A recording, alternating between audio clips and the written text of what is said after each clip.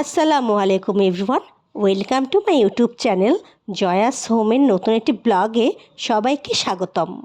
আজকে উনি অনেকগুলো ইলিশ মাছ নিয়ে এসেছে। পয়লা বৈশাখ বলে কথা, ইলিশ মাছ তো খেতে হবে। এই প্রথম ঈদের পর পয়লা বৈশাখ। মাছগুলোকে আমি বড় একটি বলে প্রথমে ঢেলে নিয়েছি। এই যে আমার গুঁড়া মাছ, ইলিশ মাছ ধরতে চলে এসেছে। মাছগুলো হাতে নিয়ে দেখলাম মোটামুটি বেশ বড় সাইজেরই আছে। এরপর আমি মাছগুলোকে আরেকটু আকর্ষণীয় করতে একটি কুলোর মধ্যে সাজিয়ে নিয়েছি। কি সুন্দর লাগছে দেখতে, বাহ! আর একটু পর তাদের গায়ে হলুদের অনুষ্ঠান হবে। এখানে আমি নিজেই বসে পড়েছি মাছগুলো কাটতে। ইলিশ মাছ কাটা খুবই সোজা, পারি বলে তাই কেটে নিচ্ছিলাম। পাশে একটু খেয়াল করে দেখুন আমার গুঁড়া মাছটা কিভাবে ছুটোছুটি করছে। অলমোস্ট আমার একটা মাছ প্রায় কাটা শেষ।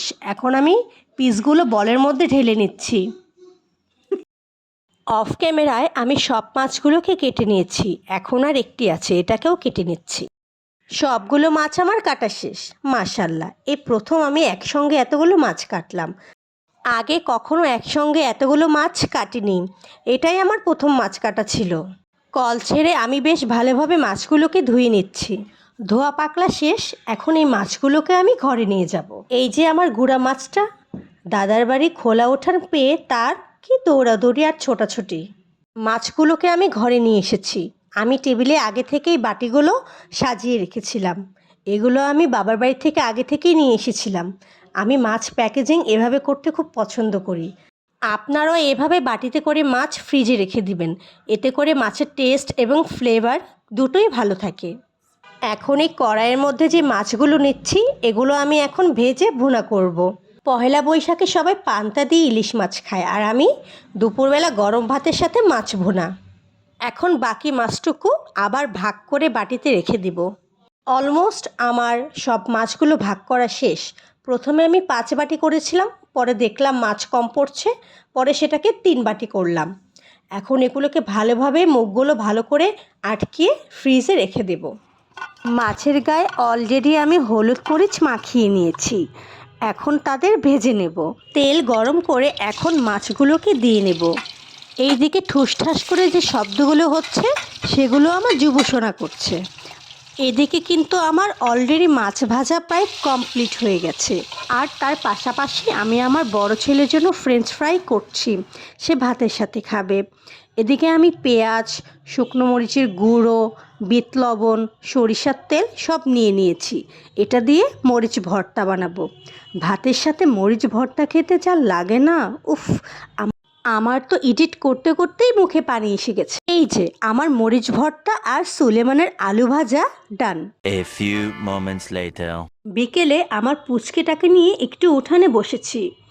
সে খেলছে, ধুলো বালি ময়লা যা পাচ্ছে তা দিয়েই সে খেলছে। আপনাদের কার কার ঘরে এরকম এক পিস করে আছে সবাই কমেন্ট বক্সে এসে কমেন্ট করে যাবেন। এগুলো কিসের চারা বলুন তো? দেশে এসে মিষ্টি কুমড়ার বীজ বুনেছিলাম, সেখান থেকেই এখন চারা বেরিয়েছে। কত কিউট দেখতে না? ছোট গাছগুলো দেখতে খুবই ভালো লাগছে। আর ওই যে আমার ছোট বেগুন, উঠান পরিষ্কার করতে সে ব্যস্ত, আর খালি পায়ে বের হয়ে চলে এসেছে। প্রকৃতির এই সৌন্দর্যের মাঝে কত যে শান্তি সেটা বলে বোঝানো যায় না। এদিকে বিকেলবেলা বড় ছেলেকে নিয়ে উনি বাজারে যাচ্ছেন। আমাদের এখানে বাজার বলতে কিন্তু মার্কেটকে বোঝায়। আমাকে আর যুবসোনাকে রেখে সুলেমান তার বাবার সাথে ঘুরতে চলে গেল। তাদেরকে বিদায় দিয়ে আমিও ঘরের দিকে চলে গেলাম। এদিকে ঘরে এসে আমি কি করছি জানেন? এই যে দেখেন, মিষ্টি নিয়ে বসে গেছি। আমার খুবই পছন্দের রসগোল্লা। এই মিষ্টির মধ্যে অতিরিক্ত মিষ্টি থাকে না বলে আমার খুবই পছন্দের। এই যে দেখেন কি সুন্দর রসে ডোবানো, আর এত স্মুথ, মুখে দিলেই যেন গলে যায়। মিষ্টি কিভাবে খাবেন আপনারা আমার কাছ থেকে শিখে নিন। একটি মিষ্টি নিয়ে তার রসগুলো সম্পূর্ণ চিপে বের করে দিয়ে তারপর মিষ্টিটা মুখে দেবেন। যারা আমার মতো মিষ্টি কম খায় তাদের জন্য এই মিষ্টিটা একদম পারফেক্ট। সত্যি কথা বলতে এই মিষ্টিটা এত ইয়াম্মি ছিল যে আমি কিছুই বলতে পারছিলাম না।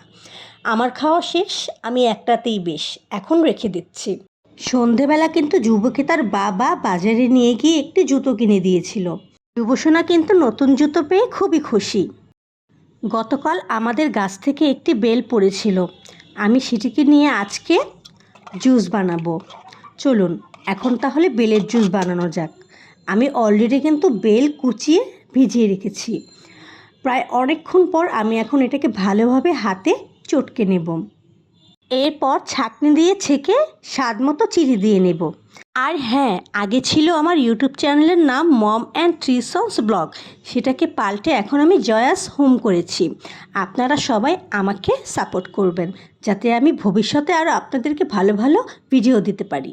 এরপর ছাঁকনি দিয়ে ছেঁকে স্বাদ মতো চিনি দিয়ে নেব।